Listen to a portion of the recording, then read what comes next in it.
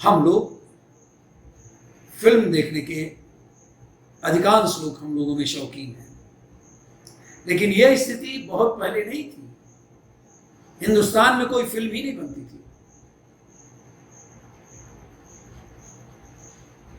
एक महान पुरोधा इस देश में पैदा हुआ, नाम था उसका दादा साहब फाल्के। सुनते भी होंगे आप लोग, दादा साहब फाल्के पुरस्कार बहुत ही महत्वपूर्ण माना जाता है फिल्मी दुनिया में। दादा साहब फाल्के के मन में विचार आया कि फिल्म व्यवसाय विदेशियों के हाथ में है, हमारे देश के युवक युवतियों और जनता पर इसका कुप्रभाव पड़े बिना नहीं रह सकता। अतः हमें देखिए, एक व्यक्ति कितना अधिक आगे जाकर के सोचता है, तो कह रहा है, सोच रहा है हमें इस व्यवसाय का भारतीयकरण करना चाहिए। और इस विचार से उन्होंने दृढ़ निश्चय कर लिया कि इस दिशा में उन्हें सुदृढ़ता से प्रयत्न करना है, कोशिश करनी है। ऐसे महज सोच लेने से काम नहीं चलेगा। भारी धनराशि इस महान कार्य के लिए चाहिए। दादा साहब के दिन रात के परिश्रम से उनकी आंखें जाती रही। एक आदमी कितनी कल्पना कर रहा है, और बताइए कि दिन रात का ऐसा परिश्रम किया, पढ़ने में, तमाम साहित्य पढ़ने में, देर रात तक जगने में, और कुछ ईश्वर की ही बात थी, उनकी आंखें जाती रही। जीवन में अंधकार उनके छा गया, एक घोर निराशा भर आई, और सोचने लगे अब सारा जीवन ही व्यर्थ हो गया। किंतु पुरुषार्थी की भगवान सहायता करते हैं, ऐसा विचार जब उनके मन में आया तो उन्होंने अपनी निराशामय भावनाओं पर बड़ी ग्लानि हुई। वे विचारने लगे कि निराशा से तो अकर्मण्यता आती है, हमें हिम्मत नहीं हारनी चाहिए, प्रयत्न करना चाहिए। भगवान के अनुदान के रूप उन्होंने उत्साह और साहस के साथ आंखों की चिकित्सा आरंभ कर दी। जब आंखों की ज्योत चली गई थी तो सामान्यतः ही मान के चलते हैं, लेकिन इनको गहन विश्वास था ईश्वर में, और आंखों की चिकित्सा आरंभ कर दी। उनकी दृष्टि लौट आई और उनका जीवन एक बार फिर प्रकाश से जगमगा उठा, आशाओं से भर गया। जब भी आदमी पूरी शक्तियों के साथ कोशिश करता है तो ईश्वर भी मदद करता है।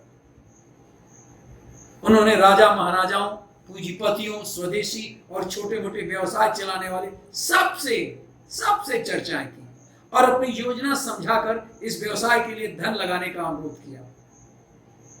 किंतु यह तो नई नई योजना थी, और नई नई योजना में सभी ने संदेह किया कि यह योजना सफल हो पाएगी भी या नहीं, और कोई भी इसमें धन लगाने को आगे नहीं आया।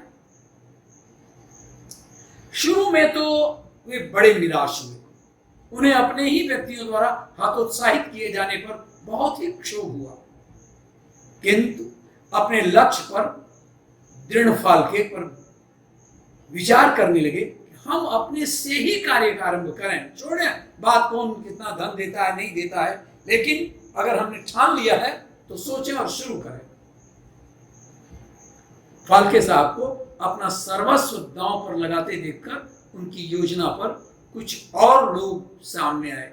लोगों ने सोचा कि जब इन्होंने अपना सब कुछ बेच करके और लगा रहे हैं तो और कुछ लोग सहयोग देने के लिए प्रस्तुत हो गए।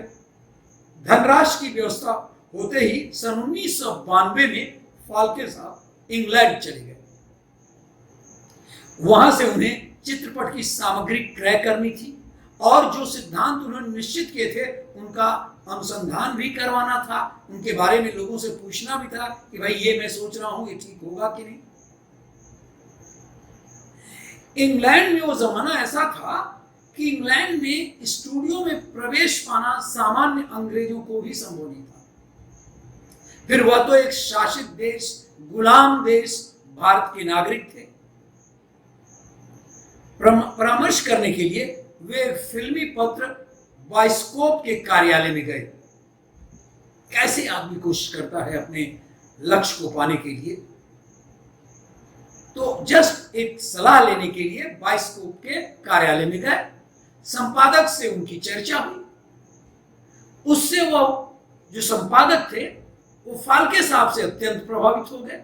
उसे आश्चर्य हुआ कि उन्होंने मात्र किताबें पढ़कर कल्पना के आधार पर इतना सारा ज्ञान प्राप्त कर लिया है। हेपबर्ग सिनेमा कंपनी के मैनेजर ने दादा साहब का स्वागत किया, सम्मान पूर्वक शूटिंग दिखाई और इससे संबंधित उनकी प्रत्येक जिज्ञासा का समाधान किया। फाल्के साहब को यह अनुभूति होती जा रही थी कि जो अपनी सहायता आप करते हैं, दैवी सहायता उन्हें अपने आप सुलभ होती जाती है। और यही हुआ दादा साहब फाल्के के जीवन में। कुछ भी आधार नहीं था और किस तरह से वो सीढ़ियों पर चढ़ते जा रहे हैं। फाल्के साहब के प्रयोगों को देखकर एक और सेठ पूंजी लगाने को प्रस्तुत हो गए। इनके पुरुषार्थ पर प्रसन्न होने से भगवान का एक और अनुदान उन्हें मिला। पूर्ण तैयारी के साथ कार्य प्रारंभ हुआ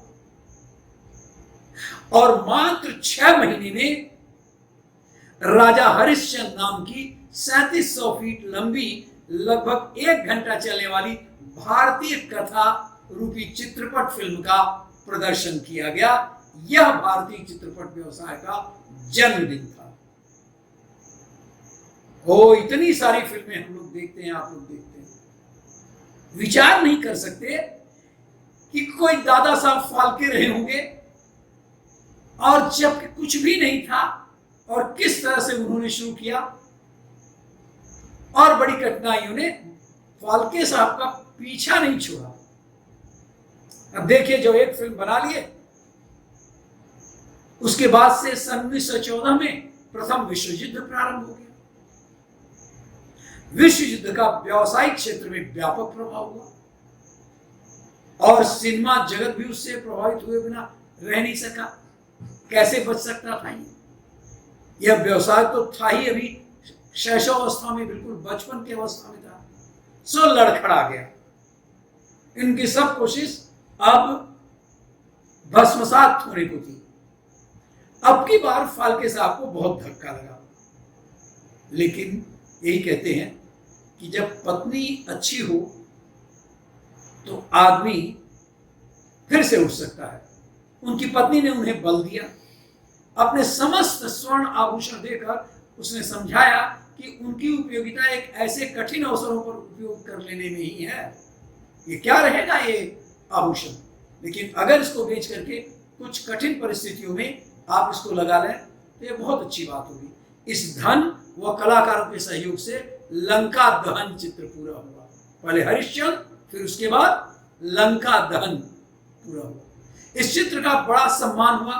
फाल्के साहब की व्यवस्था में साख जम गई सिनेमा के लिए और स्थायित्व आ गया।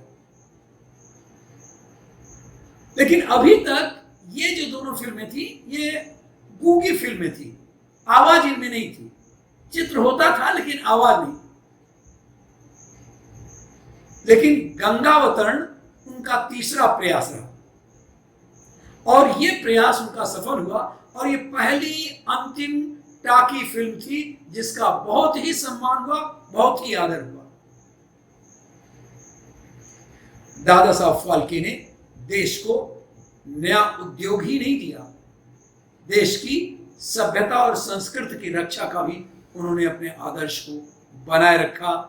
जितना सिनेमा देखने वाले हैं और जितने लोग भी चलचित्रों को देख करके आनंद लेते हैं, एक बार उनके जेहन में जरूर आना चाहिए कि यह पहला व्यक्ति था दादा साहब फाल्के जो बाहर निकल करके अपने देश के लिए इतनी कठोर तपस्या, इतनी कठोर साधना किया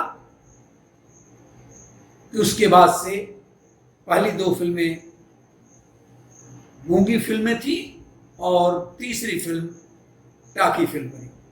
तो हम लोगों को उन्हें नमन करना चाहिए कि इतने बड़े आज के जो उद्योग है उसके जन्मदाता थे दादा साहब फाल्के।